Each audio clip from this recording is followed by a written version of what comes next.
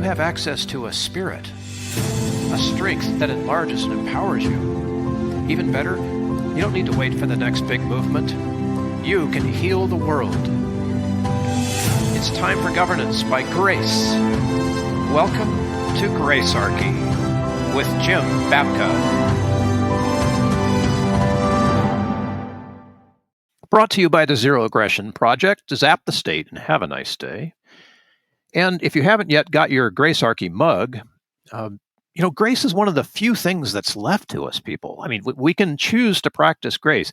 It's a bigger choice than how you vote or what you think about what's going on. It's really, really powerful. And I want to bring Jim on here so we can get to our real podcast. We're headed toward the big, bad, beautiful bill. And it's not me, by the way, folks. This is the congressional football that is currently making its way through the sausage factory, as Jim likes to say. We're headed into the legislative sausage factory. Okay. And we're here today basically to help you parse what's going on and to provide a somewhat more graceful response to our situation, which is, of course, our purpose here on Gracearchy. So I'm going to get back to my coffee, Jim. Take it away. Okay, let's just set some context here. We have covered some of the concepts we're going to cover today in a previous episode called 3 Laws to Get Congress Under Control. That was episode 38 in the history of the show, so it's back to season 1. We are in a new season right now. We are in season 4. Unbelievable. So this was in the early days, episode 38. And the fat bill, right? Big, beautiful. That's just the euphemism for fat. The fat bill is 1,116 pages long. And it came at the last minute with a 42-page manager's amendment. I will explain the significance of both of those figures as we go. And we will touch on the Read the Bills Act and the One Subject at a Time Act before we're done. But we're going to frame this episode in the context of an interview that Vice President J.D. Vance did with Theo Von on his podcast. We will provide the link. This is almost like a reaction show. We have 6 clips we want to play for you, and I will respond to each of them individually and provide a conclusion to this. But the summary statement, the banner headline is that J.D. Vance said the quiet parts out loud. Here we are at the legislative sausage factory. Theo Von is a regular, everyday American citizen. If he was playing a character, he played it purposely well. If he was being sincere, he was being, I think, what a lot of Americans are. I think a lot of people are surprised at how Congress functions. And that's really what we're going to be looking at today. There is no such thing as both, and Tom Massey pointed this out, a big and a beautiful bill. The bigness destroys the beauty in this particular case. And we're going to explain to you why. So we're going to do this, as I said, through clips. And I just want to start. Let's roll right into the first clip. We have Theo Von here, clip A. Okay, at this point, we got to freeze and give a special production notice. This episode, what we go through to bring you the episodes is amazing. Bill is here at 6 a.m. Pacific on our 3rd recording. That's right, our 3rd recording to get this episode done. We had a nationwide crash of our software that we use to stream. Google Cloud had a problem right in the middle of the recording of this show. So little trivia, have some fun, maybe leave a comment below, see if you could spot where it happened, where we picked up from where we left off. And then we set this up, we put it in private mode, and YouTube informed us that Theo Von treats his entire show like music. It's not as melodic as all that. It shouldn't be. We are using this material under what's called fair use. That means we are providing commentary on it. And if we're being accurate here about how copyright law works, we are doing a free advertising service for Theo Von's show by virtue of talking about it. We are not profiting off of it. We are redistributing his material in a way with clips and offering commentary on those clips, which is under the fair use doctrine, in such a way that more people are likely to come to consume his show, if for nothing else than to check up on whether or not I used him in context. So we're going to do something very odd. We are going to read the sections to you so that we can get out from under this copyright restriction. We're just going to read them to you. I'm going to play the part of Theo, no mullet, and Bill's going to play the part of J.D. Vance, whose tie will be appropriately lengthed. Yes. I wish I'd been able to find a powder blue tie. I could put it on this morning. You guys could Yes, see. I wish I could have gotten my mullet wig, All right, Okay. let's do this thing. But the bill, why is it? So okay. Because you always hear every congressman or senator, not everyone, but Yeah. some like it. I just got it. I don't know what. I Yeah. couldn't read 1,000 pages last night, So, there are different kinds of bills. Okay. And I think so. There are things called omnibuses, and omnibuses are like a million different things shoved into one bill, and oftentimes you don't have time to read them. That the House of Representatives actually adopted a rule to where they have to get it, I think, at least 4 days to actually read it to change this, because people weren't getting time to read the stuff before it got voted on. Yeah. So this is a question that comes up, and I think he asked naturally the very best question that could have been asked, which is, why is this bill so big? Yes, what Theo asked, right? Yeah, why is this bill so big? I scrambled to grab my computer because I had on my laptop this morning, I had a piece of language from the bill that I wanted to share. I no longer have it, and so I'm going to have to wing it, and I won't do as good a job of explaining just how bad this is. So one of the things that should be explained is that the Congress cannot read these bills. It's not just a case that the bill should be read. They simply cannot read these bills. The first impediment that shows up is that they try to pass these bills very, very rapidly. The more pernicious the bill, the more likely they are to suspend their rules. And the ultimate suspension and the confluence of the ultimate suspension of the rules and of the unreadability of the bill is literally in an omnibus bill. So they helpfully put a definition up on the screen of what an omnibus bill is. But imagine you just went to, you decided you were going to make a pizza, fold that into a taco, turn that into a fish stew. Taco Town. You're talking about Saturday Night Live's greatest commercial ever. That's literally what's kind of happening here. They throw everything in there. Yep. And they do this on purpose. And I don't want to get ahead of the plot. JD is going to explain why they do it. But the bill itself, not just its size. So let's start with the size. Imagine you have to read a novel. Okay. The bill we were talking about here is 1,116 pages. So most novels are somewhere between 300 and 500 pages. Sure. They're like a decent chunk. Okay. Imagine you were going to read either a sequel or a trilogy of novels. Now, in the omnibus timing, they usually try to pass omnibus bills by a certain deadline, usually right before the Congress is headed out the door for their vacation or a holiday or some other thing. And they rush to get this thing done at the very end, and then they start suspending rules.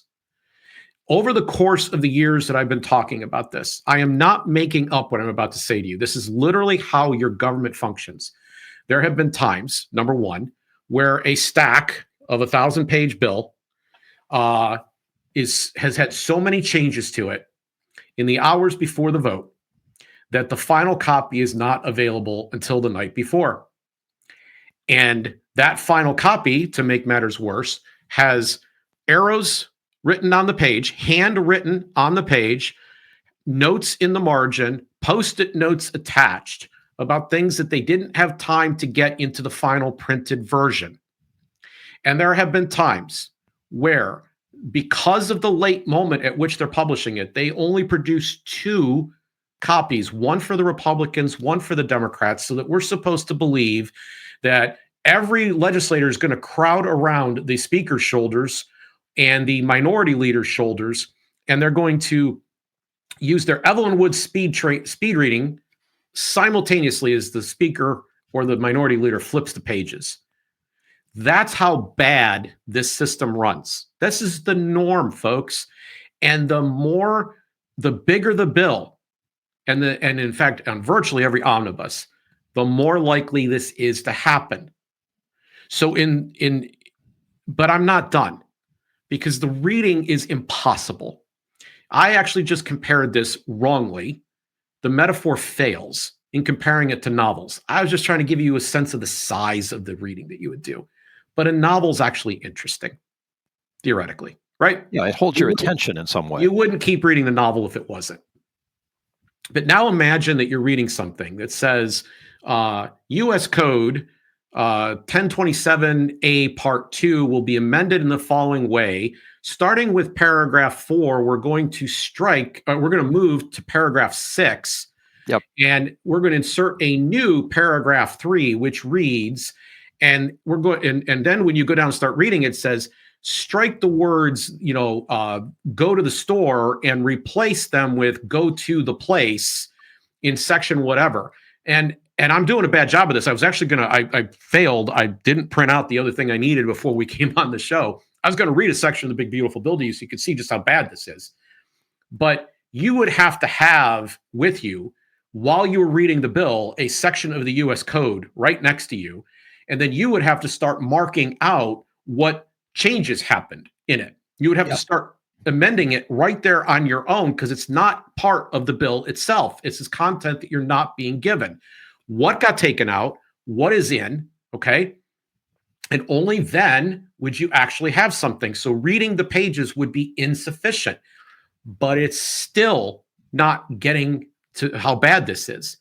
Because even if you did what I said, let's say that the bill actually did all of that work for you. Let's say that they expanded it so that they explained to you exactly what the changes were going to be. Still not enough. Because there are terms of art in every regulatory venue. And then there are case decisions that were made about it. So the people who are working for the individual bureaucracy covered there will have, and the people who lobby in those areas will have a very specific sense of what's happening. But you know who doesn't? Your Congress critter. Your congressman, yes. They don't know because they're not living in that every day, right? Yes. There are certain hobbies that you have that you know far more about them than any of your friends, okay? But if I said we're going to put a basket of all your friends' hobbies in here and we're going to write in this fashion, there would be a whole bunch of things you wouldn't understand. You couldn't understand. And that is the condition. And by the way, congressmen are generally ignorant. I'm sorry, but the reason we elect people is that they're really good at shaking babies and kissing hands. They're really good at raising money. And that's it. That's it. Like, if you take those two things away from them, they don't even get into office. Those are their real skills. Their real skills are not at reading bills.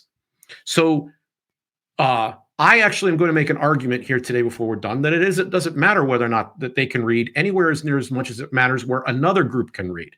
And we're going to get to that, but I want to go to the next clip because most bills are full of awful stuff.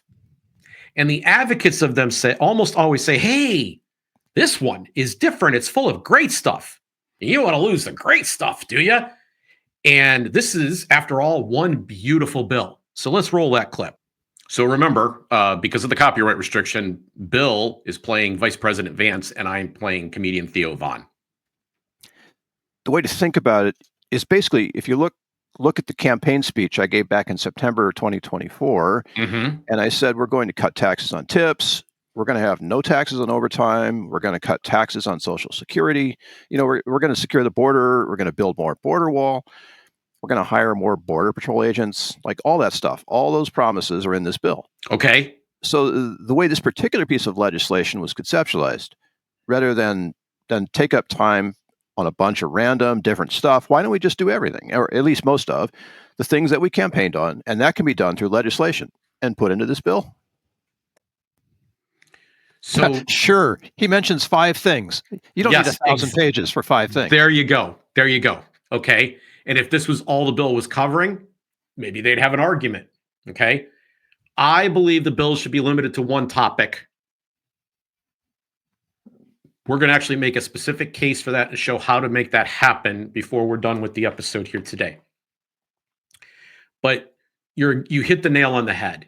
There's a lot of more things in there that are bad than are in there that are good. He never even mentions the deficit, for example. Okay, so we have a democracy. This is what we keep being told. Okay. And when these members of Congress go and they vote on these bills, we have 2 members of Congress who have reported that they were surprised by the contents of the bills. They've been in front of constituents. Okay. They are Representative Mike Flood of Nebraska and Marjorie Taylor Greene of Florida. These two individuals have stood in front of constituents and gone, if I'd have known that was in the bill, I think I would have had to vote against it. Now, Yep.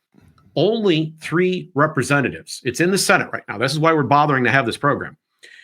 Only 3 representatives did not vote for this bill.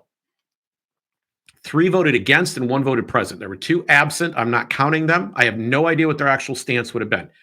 Only 3 went on the record to say, I will not support this bill out of all the Republicans in the House. The Republicans have a majority, and it won by 1 vote. So if there would have been a 4th Republican, we only needed 4 Republicans to say no, and this bill's dead. But it is the unseen. So I want to do 2 things with this. First, I want to pretend that it isn't J.D. Vance sitting there. I want to pretend that instead it had been Tim Walz sitting there, and he had said, we campaigned to do certain things. And amongst those was a $25,000 first-time homebuyer credit that will inflate the market wildly. Another thing is we were going to forgive all student loan debt. Another thing is we were going to, and just go through the list. Would the people in the audience feel exactly the same way? Because it would literally flip. The same people who like it would suddenly feel very differently, and the same people who dislike it would flip to the other side. And so, you see what I'm saying? Yeah, I see your point. The process, the process should always be at work, that we're not going to do this because we are not always going to be the majority. But second, and this is what you were getting at, underneath the things that he's saying, this is what makes the bill beautiful, is a whole bunch of things that make the bill unbeautiful. Okay? All right. So let's go to clip C. We're going to play clip C.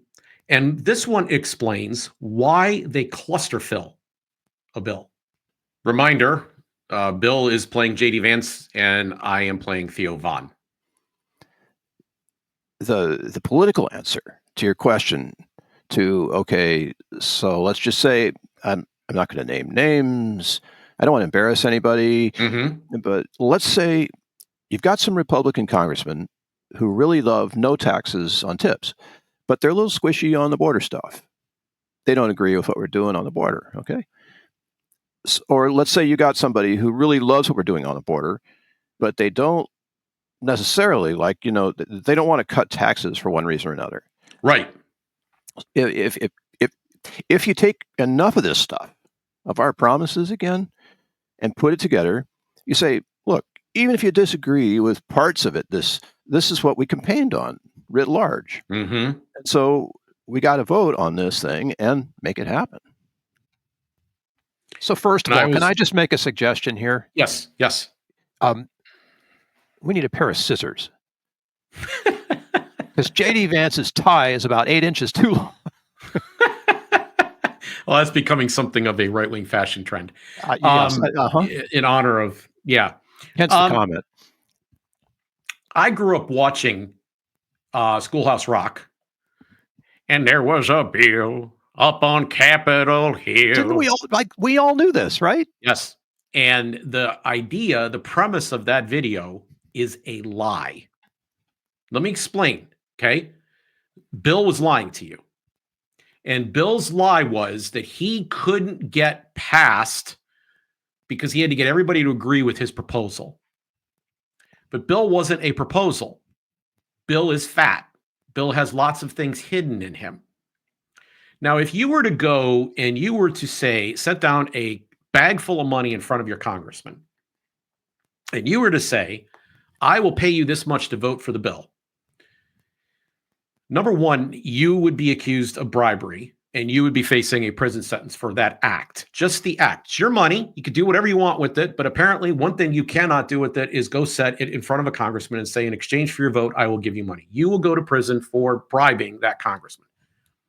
If the congressman accepts the money in return for his vote and says, yeah, of course I'll do that, and takes the bag of money and goes in and votes for the bill, he too will go to prison for doing that. But you know who is completely legally allowed to bribe a congressman? Going to guess lobbyists? No. The leadership of their party. They are allowed to say, okay, Bill, you're a representative representing San Diego. What do you need? What do you need in order to do it? And it's okay because they are in Congress and it's called horse trading. That's the euphemism that they use for it. Yes. And it's also okay because nobody put a bag of money in front of you, right? Not What they did is specifically. give you something that mattered, a currency that matters to you, which is your ability to satisfy certain constituents that you fundraise from or that you represent in your district so that you can acquire more votes. And then you can report back, I delivered this pork, I delivered this program, I was at this ribbon cutting that I made possible. You are able to say yes to people, and it's all done with other people's money, so it's virtuous. It's done with taxpayer money, so it's completely good. It's a great, great thing that we're doing this, right? Oh, please don't use the word virtuous connected to that. But I understand. No, what you you're understand what I'm saying? Like somehow it's become blessed, somehow it's become good. Yeah. Right? It's not. It's a bribe. Not. It's a bribe. It's okay. the same thing as money. It's a bribe. So we're not going to actually do the Democratic thing. Bill isn't going to get debated on Capitol Hill. We're going to end up stuffing so many things into the bill that everybody's votes are bought. And then the bill's going to be big enough so that we all have the ability to passively say, hey, I didn't have time to read it. And it's going to go through. That is not going to fly any longer. So you don't have democracy, and bill on Capitol Hill is a farce. Okay. Listen, I wish I was wrong, but this is how the system works. Okay. Now, this next part, clip D. Here is J.D. Vance saying the quietest part out loud. Jim, I'm a piano player, not a musician. Well, you're doing a great job of getting all of J.D. Vance's stuttering and stammering in there. So keep up the good work. It's a natural. Here we go. Clip D. There's a final answer to this question, which is stupid and parliamentary, but it matters. It's actually the most important answer is, okay, any bill you do you got to put it on the floor and you got to give people enough time to read it. And you got to amend it, and then you got to do a committee process. And there's like a constant stream of things. There's a big process for it. And so if you went through that process for each individual item as opposed as on a separate bill, cost prohibitive, it would take over a year to do all these bills. Mm-hmm. But we got to prevent taxes from going up. We don't have that much time to do it. We got to secure the border. We don't have that much time to do it. We got to go do the no tax on Social Security. Like if we did that 18 months from now in a smaller bill, then we would not be keeping our promises to the American people. I see. So there is a degree to which he is exaggerating, and but I want to focus first on how I get accused of exaggerating. So because I am speaking for these ideas about reading the bills and limiting them to one subject and have been doing that at downsizedc.org. People can go to downsizedc.org and read these bills for themselves. They're short. They should read them. But people are surprised. They're astonished that Congress actually does this. So there's almost this sense at which, Jim, are you exaggerating that they don't do the work? And I'm not. And here, he's saying the quiet part out loud. We can't wait. We have to get it, moving. We have to push it out there, right? It's going to slow us down. Now, he's exaggerating about how much it's going to slow them down. It's a coming and going kind of problem because this bill won't fully take effect until the next fiscal year. That's what they're trying to work on is what they're going to do. Not all the premises of it. And the idea that somehow or other it's going to be infinitely delayed isn't really true. It may slow things down, but that's a feature, not a flaw. Yeah. That's the way things work. Well, it's a feature from the perspective of downsizing, which is the precise problem with this bill. It doesn't downsize. It's quite big. So it's not an accident that an organization called downsizedc.org suggests that these are levers. Archimedes said, give me a place to stand and a lever long enough and I'll move the world. These are levers that are designed to make them slow down, sweat the details, just like their constituents have to when they try to figure out how to comply with this stuff. So what we want is to slow them down. That is something that would be a feature. But he's saying the quietest part out loud. We can't get these votes. So I hope that what we end up doing is slowing down. That's the objective or the goal. He's seeing that as a flaw. There, again, are tons of things hidden in this bill. The bad outweighs the good. It outweighs it so much that these provisions could not stand on their own in a democratic system. Oh, yeah. That one about defunding courts that try to rein in executive power. Yeah. There's just a ton of provisions in there that, right? Okay, so from here, I want to go to the next clip, Bill, which is clip E, and just say before you play that he is admitting that Congress could change the rules. The way they just prioritize those, I wonder. It just feels like it would be so much easier to digest as a regular person. Yeah. If you weren't thinking like, well, heck, my guy's got to stay up for 600 nights to get all this information in, and to get in accurately and then to make fair choices on it.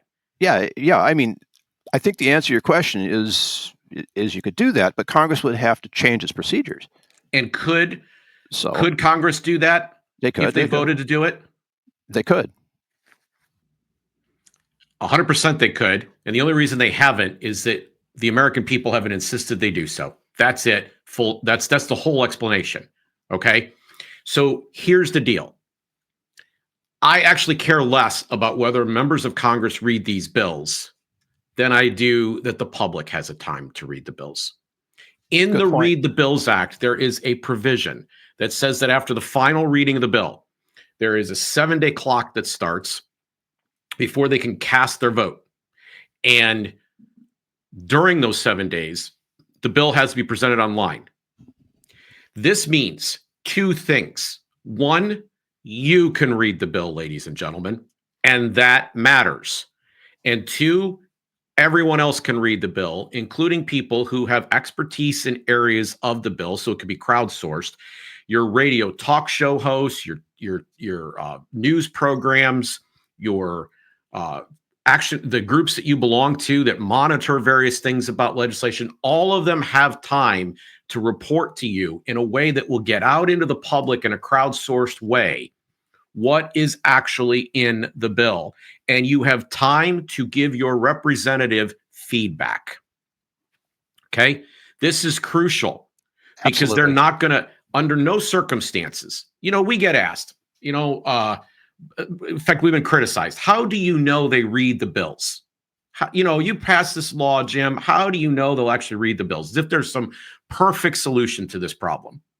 And I always say, well, we did think about including an aptitude test, a comprehension exam at the end of every session. They could take the test and, if they pass, they're allowed to vote. We were going to call it the No Senator Left Behind Act, right? You're making my day, man. We all know that there's no way to design the perfect test that's fair and just and, all the rest of it. We all know that that's not a thing. Okay, so we have to grow up a little bit. What happened was Mike Flood and Marjorie Taylor Greene got questioned by their constituents about things that were in the bill after the vote occurred. And I'll explain how the one subject at a time addresses that. But they get asked afterwards, and the fact that they get asked that question means that they got exposed for not having read the bill. They had to confess in front of everybody they hadn't read the bill. I'll explain why they won't be able to do that once we have read the bills. But what I want you to understand here, the point I really want to drive home now, is that the people you trust to give you information, as well as you yourself, should be better armed.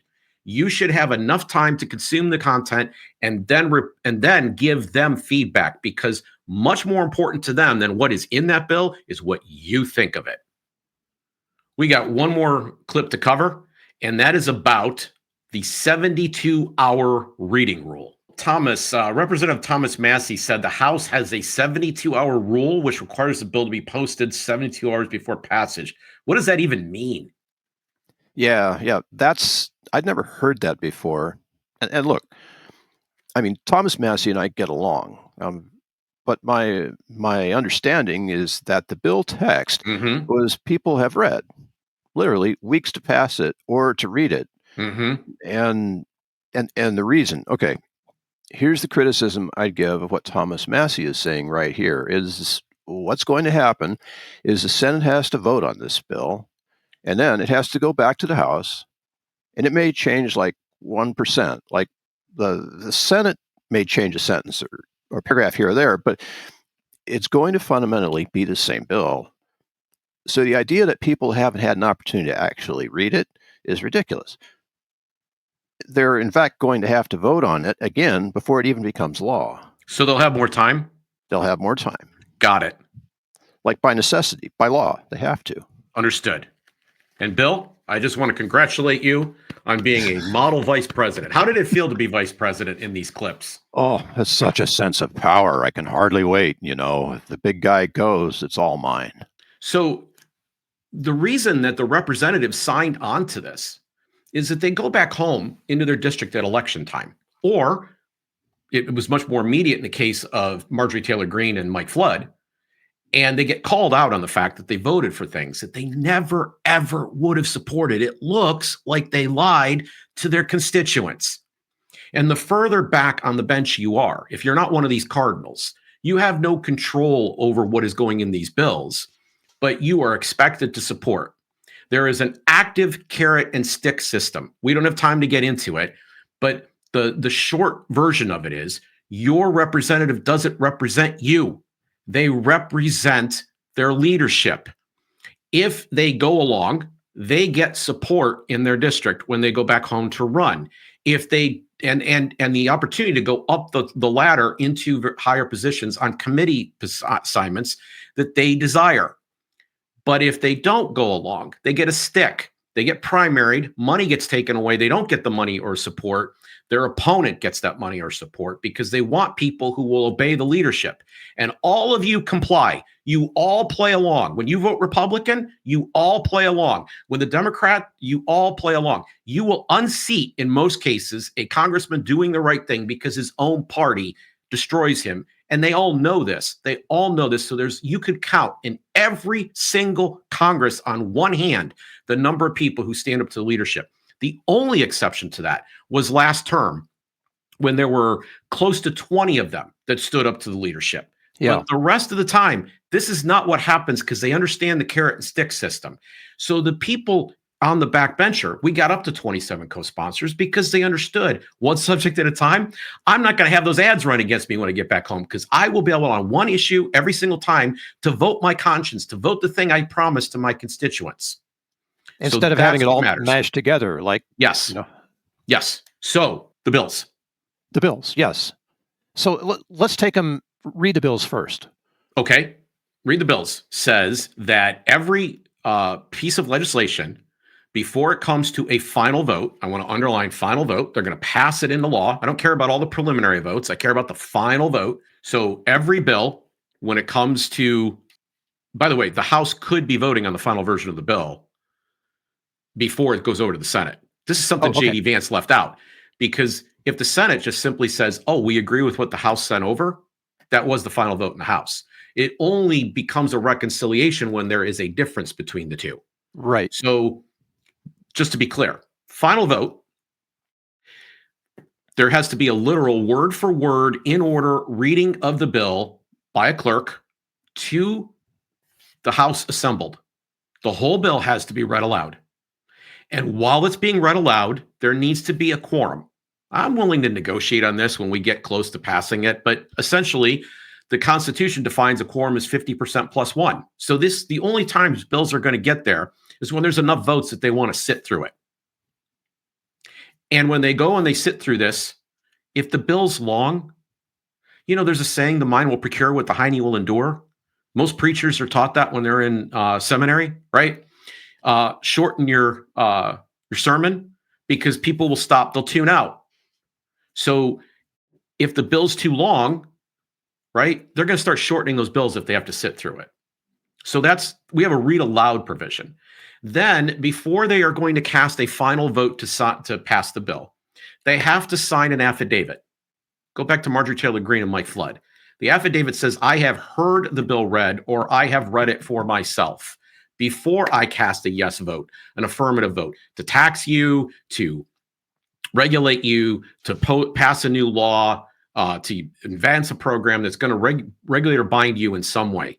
They have to if they're going to cast that yes vote, they have to sign an affidavit saying that they have heard or they have read the bill themselves. When that's done, a 7-day clock starts during which the bill is posted online so that you, your watchdogs, the people that you trust, the entire crowd could source and read the bill too. And it gives you enough time, as we already just discussed, to give feedback to your representative. Only then can a vote be cast. Yeah, that's marvelous. Then there's one other bill. One subject at a time? One subject at a time. Oh. So the One Subject at a Time Act is real simple. It says the bill has to have a clear, descriptive title limited to one topic. This bill that we are talking about today did not have a clear, descriptive title. It told Omnibus. you nothing about Omnibus. the issue that was in there. Well, they literally called it One Big Beautiful Bill Act. Right. What is this, the last thing Congress is going to do this term? Yeah. Well, I don't know, but the point is that this is, no, they're going to do more. But my point is they're not telling you what's in the bill. Yep. So they have to tell you, this is the subject of our bill. This is our thesis. And then everything in the bill has to correspond to that thesis. And if it doesn't, it's not law. Doesn't belong. So because Congress is the most anarchic institution in the land, this bill, the two bills we've just mentioned, read the bills and one subject at a time, along with another bill we have, which we will not get into today. You can find it at downsizedc.org. Write the laws. Write the laws. These three bills all have an enforcement clause because we can't trust Congress to do the right thing. We don't, this 72-hour rule, it's waived all the time. There's a write the laws light thing called the REINS Act. It's a rule. It can be waived all the time. What we need is a law that binds Congress.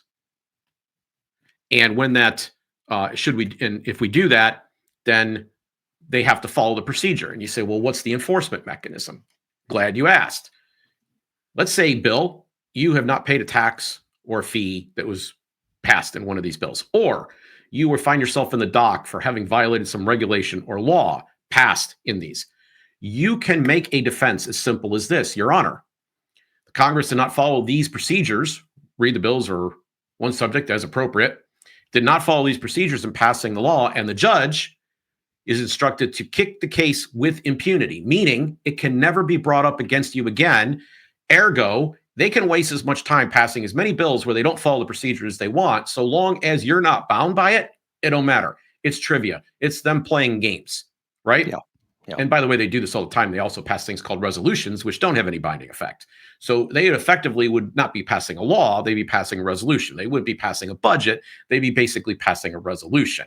It'd be more of a sense of the Congress than it would be anything that would actually bind you. And that's the genius of these three bills. So there is a level of deception in the way that we pass laws. And what I want to be clear for people is that it doesn't have to be this way. I am not a fan of having decisions sent to Washington at all. But to the degree that they are, there is a design to how this is all supposed to work.